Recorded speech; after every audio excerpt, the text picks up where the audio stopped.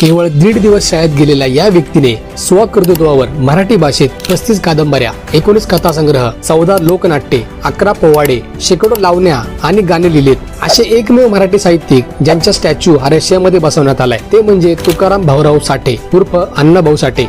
Communist विचारांचे होते। त्यांनी दुसऱ्या महायुद्धातील रशियाच्या अस्तित्वाच्या लढाईवर आधारित स्टॅलिनग्राडचा पोवाडा लिहिला। त्यामुळेच अण्णाभाऊची लोकप्रियता हे रशियात देखील वाढली। त्यांनी स्थापन केलेल्या लाल बावटा कला पथकाच्या माध्यमातून त्यांनी शेतकरी, कामगार, वंचित आणि उपेक्षित समाजांचे जीवन मांडले। अशा थोर व्यक्तिमत्वाला विनम्र अभिवादन। स्वराज्य हा माझा जन्मसिद्ध हक्क आहे आणि तो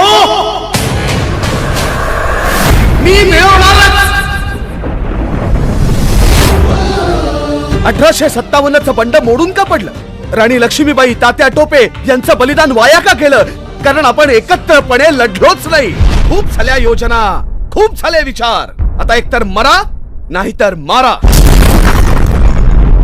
तुम्ही दोषी आहात हे मान्य करून घ्यावं लागत आहे। कितीही संकट आली, आभाळ जरी कोसळलं तरी त्यावर पाय ठेवून उभा राहीन मी।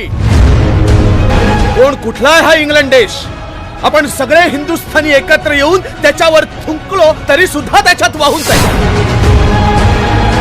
आता स्वातंत्र्य मिळाल्याशिवाय आम्ही गप्प बसणार नाही। मी या लोकांचा आहे आणि ते माझे।